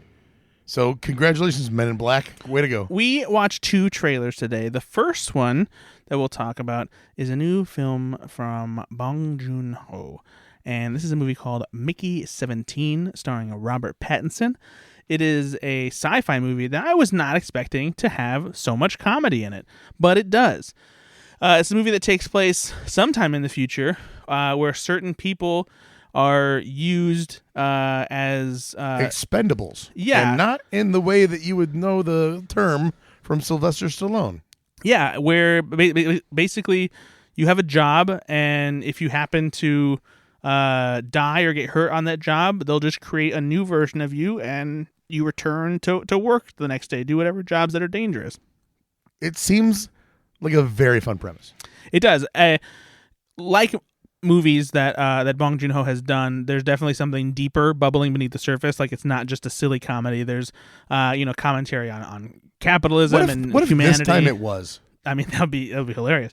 But there's always some kind of commentary on the status quo of society in some way. Typically something that is like very much against capitalism. And by the way, he has not done a film since 2019 Parasite. right? Yeah. Yep.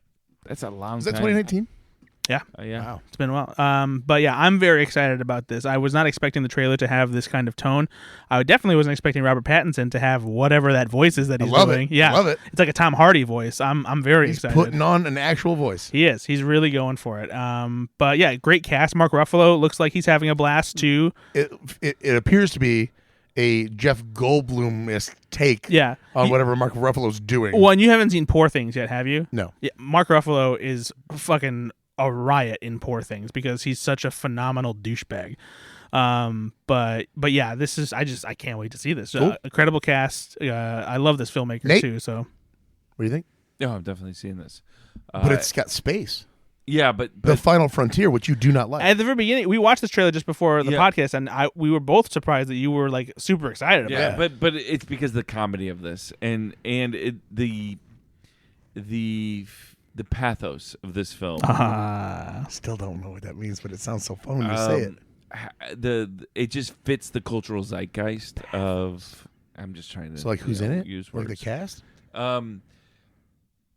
Everything about this film, the way that Robert Pattinson is choosing to perform it as a character, the humor that's coming about in this film, the direction, it just all looks really let me say this, it looks interesting. Yeah. And I don't see a lot of trailers that make me think, oh, that film looks interesting. Yeah. And so that's why I'm excited to see this. I know it's about space, but it doesn't. No, It seems to be about Robert Pattinson's character more than it's about space. So space is the setting, yeah. but it's definitely not a character. It's not a character Yeah. like a lot of the films. Yep. And they're not using space as like I watch Star Wars, love Star Wars. Star Wars is set in space. It's not though. Like space is a villain in the character in the film. In Alien, space is in Gravity. Space is a character. Like they are using it and as it is the scary version of space. It is the void of all of that. So and again, not a slam on this movie at all, because I'm sure the reason that it's set in space, it's going to allow for a lot of things, futurism, things of that nature that are going to take over.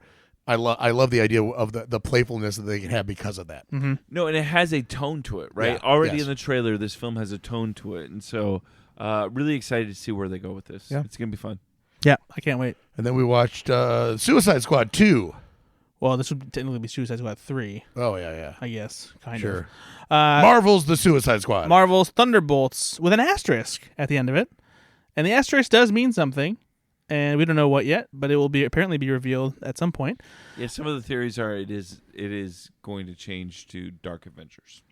Yeah, that's certainly a possibility. I think the best guess is that it will change to some kind of Avengers. Live, Die, Repeat Avengers. But yeah, this is Marvel's Thunderbolts, and it is basically taking some of the ragtag misfits who were villains in previous movies and bringing them together as Marvel's own version of Suicide Squad. Put together by Valentina, the character played by Julie Louis-Dreyfus in The Falcon and the Winter Soldier and Black Panther: Wakanda Forever. I missed her as a character. I'm glad that she's back. Sounds sarcastic. No, I'm not joking. Okay. I really do like her. So you have Wyatt Russell as U.S. agent, or John Walker. You have Florence Pugh as Yelena Belova, who is Black Widow's adoptive sister. You have David Harbour as Red Guardian, who's God, I love him. Russian I love him version so of much. Captain America. Love him so much. But also a bloated, older version of Captain Yes. America, right? So And the reason I'm seeing this film. You have Sebastian Stan as Bucky Barnes. You have, I forget who played Taskmaster in Black Widow because no one gave a fuck about that movie. But Taskmaster is back. Olga Kurylenko. There you go, Olga Kurylenko from James Bond, the Daniel Craig movies. And then who's the name of the woman playing Ghost again from Ant-Man and the Wasp? Hannah John Kamen. There you go. Those are the Thunderbolts. And I will say that I was not particularly excited about this movie, but this trailer is pretty good. Yeah. Marvel's very good at putting together trailers, so sometimes they can trick you. But I like what I'm seeing so far. I'm still not sold on this certain assembly of characters being the Thunderbolts because I could give two shits about Ghost or Taskmaster. But clearly the driving force of this movie is Florence Pugh as Elena and Sebastian Stan as Bucky Barnes, with a little bit of Wyatt Russell as John Walker. The same thing could be said though. Like, And David Harbour, obviously. I wasn't necessarily watching the Suicide Squad for Captain Boomerang, right? Like, you're going to have these periphery characters that kind of fill out the team, but at that least aren't the core of it. But at least the Suicide Squad cast had like fun names in those roles, and like the characters were meant to be disposable in a humorous fashion. Like the Suicide Squad was intended to be dispatched with, and they weren't all going to make it. It's going to be interesting to see if because there's a lot of these characters that we only know through very small roles, like Taskmaster, right? We know a little bit about her. Yeah. But like in the comic books, apparently Taskmaster's a great character in the is comic books. funny. Yeah. They are almost like Deadpool, right? They're irreverent. Yeah. And so, are they going to bring that out in this film? So you're going to see that part of them, right? I doubt it, honestly. But it'd be fun if they Not do. breaking the fourth wall. No. But even giving that character, it just doesn't make sense in the context of what they've defined for that character. Like, it would be weird that a character, because they've already kind of put her in a corner. A little bit. like if all of a sudden that character did have those vibes, it'd be very weird because of that character, like that tragic past and like what they were in the Black Widow movie. And then Bill Pullman's son, Lewis Pullman, is playing Sentry. Yes, which, that's Bob in the trailer. They're kind of holding that back, but he is supposed to be the villain of the movie. And so it'll be interesting to see how they do that. There could be some humor there as well, I think, or some just. I'm actually very excited about this. It's a very good trailer, and that's all that I know so far. Yeah. Tonality will mean a lot. It's one of the first Marvel films that the trailer got me kind of excited about it and in a while. There's enough, I think, for me also, besides the fact that it's a good trailer, you also have, for me, it's enough familiar faces, right? I David Harbour was a standout in Black Widow, right? Bucky Barnes as a character is a mainstay in the MCU enough where I'm like, okay, I really love Florence Pugh in the Hawkeye series. There's 3 characters right there that I trust enough to kind of carry that brand moving forward that I'm definitely going to see this movie. But, Brad, I think you're right, though. I think the secret is we already know, right, those characters you just mentioned. We know what they're going to do. Right. They've had more prominent roles in the films that they were in. What are they going to do with the Ghost character, right? What are they going to do? Yeah, fill in around the edges. Yeah, what are they going to do with the Taskmaster character? What are they going to do with John Walker that's going to actually fill that out a little bit? Because that's going to be the secret of the success of this. And I think why Wyatt Russell going to take. John Walker's character was a scum. Like, I fucking hated that guy. Yeah, and so, but you could do something with that, right? You could write that in a way that I think I don't know if I would say John Walker's character was scum, because like he was somebody who was like, he was looking for an opportunity to prove himself. It just unfortunately turned into a situation where like he was the asshole, you know? And his vulnerabilities. But he also was like just out and out a bad guy. He was just trying to kill people. I always took that as his vulnerabilities and his insecurities made him do horrible things. Yeah, I mean, essentially, like, and his feelings of not being enough. Yeah, because he was in Captain Listen, America's. I have those feelings every day, and you don't see me trying to kill people. Well, you say that now, but wait until you kill somebody. Well, it's okay. Yeah, you know, it's easy to say that until you cross the bridge. Trailers on vacation. But no, I think that one of my favorite things about this trailer is having these characters feel some sense of insecurity and feeling lost. Like they've all tried to tap into what they're apparently good at, and it's not enough. And so what is it going to be that like gives them purpose, that gives them something to like step up towards and like feel like they have something to, you know, to live for, to like that's driving their ambition. Yeah. The first 20 seconds of that trailer, though, when Florence Pugh's character goes to Red Guardian, and he's like, "Oh, everything's fine. I'm so busy. I'm so sorry. This is crazy. Let me move some things around. I've just been so busy. Clearly, nothing going on in his life. I loved that so much. I love the line where she asks him, "Are you fulfilled?" And he's, "Oh yes, so full, so filled, so fulfilled, so full, so filled." It'll be interesting to see. I mean, as those other characters we mentioned, those secondary characters, if they can become primary characters, right? But also, can Florence Pugh and David Harbour, Sebastian Stan become the new Tony Stark? Can they lead? Can they actually lead? I don't necessarily think that that's the intention of... I don't know. I feel like they're wanting to reboot Avengers in some way. Well, they're not going to reboot Avengers in like a big way in that way, because what they're leading towards with the upcoming Avengers movies is on a whole other level. Yeah, and it will regress somewhat, and it will allow them to bring back other characters who aren't necessarily active right now, because Hawkeye is still out there, Hulk is still out there, Thor is still out there. You know, you still have pretty much half of the original Avengers. I think they announced Hawkeye season 2, didn't they, recently? I don't think so, unless I happen to miss it. I thought they did. You read it on Wikipedia. I probably did. But it's one of those things where I think that there's room to have another, like, a sub-level of Avengers where they're not like the Avengers.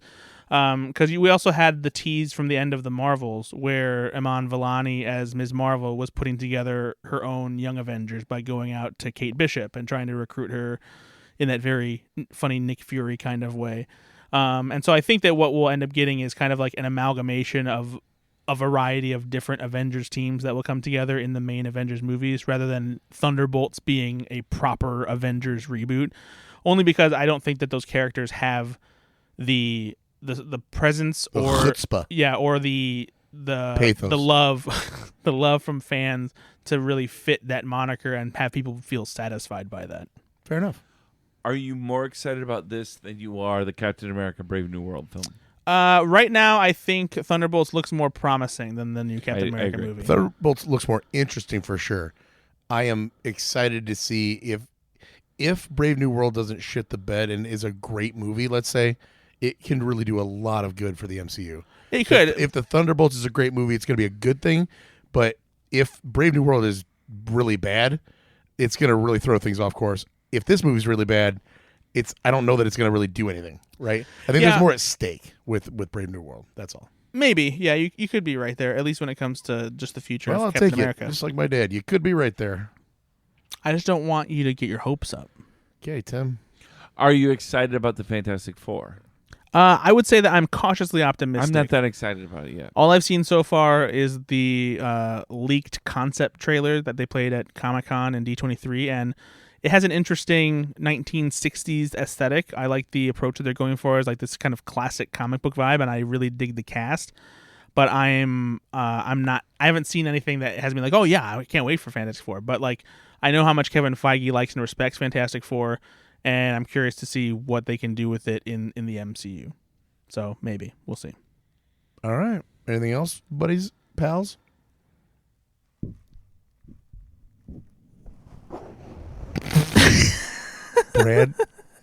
Brad just wrapped his uncircumcised cock my around God. the head of the microphone. Could you imagine if I could stretch my foreskin so that like it could fit around the size of this mic? You know what I want to do? Disturb the listener size of this mic is like at the end of the show. the size of a baseball. It roughly. looked like an anaconda swallowing its prey. Gosh, it's impressive. It is. It's Ladies. a girthy pathos. Girthy Gertrude.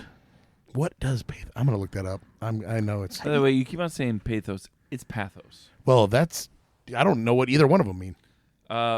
Pathos is about The Judgment Day? feelings. No, it's about emotions, I think. No. No, the pathos is a French dessert. No, pathos is a quality that evokes pity or sadness. Yep. Oh, I actually didn't know what that meant. I thought it was a Also, legitimate I knew it was about emotions. placeholder. Nate, it's pathos. Go ahead and look it up, and you'll see the line above the A signifying a long A, and it's pathos. According to Wikipedia, actually, it's pathos. I love this debate. I really did think Pay is right though. Yeah, I thought it was a placeholder for something like Zeitgeist, where it's like it's in the ether, like it's the pathos. No, of the world. it's usually typically sad though. So that was right. When we're talking about movies and performances and stuff like that. It usually means like it's like swelling with emotion, like full of but sad emotion. Yeah, heartbreaking, That's dramatic. All right, well, learn something new every day. Sometimes. Pathos. I don't know if every day, but pathos is a thick tree bark on a palm tree. That's what a pathos is. Guys, thanks for listening to the podcast. I know it's rough sometimes. I know. It's a sludge to get to the end here. Yeah, and you know, probably not with us, but and we try to watch the movies that we're supposed to watch. I know I do my damnedest, and I try. Ben doesn't. Yes, like you actually do the assignment. I try. Ben doesn't. I did 2 assignments this week, and I went to the theater 4 times. Brad brought the cum part of a treat tonight, and I think that we just glossed over that. I'm sorry. Are you being ungrateful that I've supplied your mouth with cum? Yes, I'm being very ungrateful. Okay, well maybe don't kink shame. I don't. Well, yeah. Forgot it's 2024 and all this woke bullshit's around us. Oh, here we go. Here comes Red Ben. It's a brave new world. Red Hulk. Red Ben's over here. The revenge. Boy. Oh, very quickly before we end, in Orion and the Dark, there is a very subtle joke where they pull out a book for nighttime story reading because Orion's scared of the dark, so he grabs a book off his shelf, and it's Infinite Jest by David Foster Wallace. And it doesn't say Infinite Jest, it's just a crown on it, and it says, why don't we just read this by David Foster Wallace, just a real quick read. And I paused it, and I was like, boys, you'll never really, unless you're in college, you won't understand this. That's a very adult joke about, because Infinite Jest is one of the hardest books to read. So I told Rune, I said, you're older than Ender. If you read Infinite Jest, I will give you $1 million.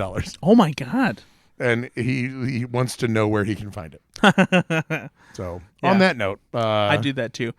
Thanks for listening, guys. We love that you tune in to listen to our bullshit. We're going to keep this going on the regular for a while, hopefully, unless Ben screws up again. I was going to say, that's a lie. I'll probably be gone next week.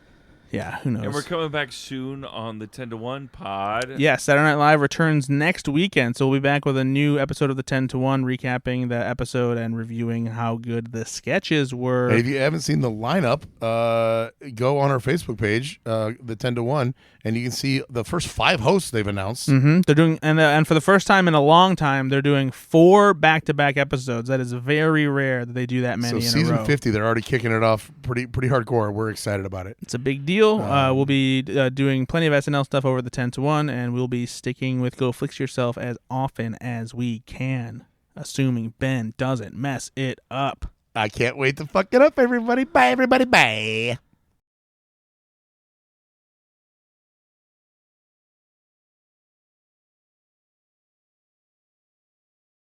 Nah, cheating, eh?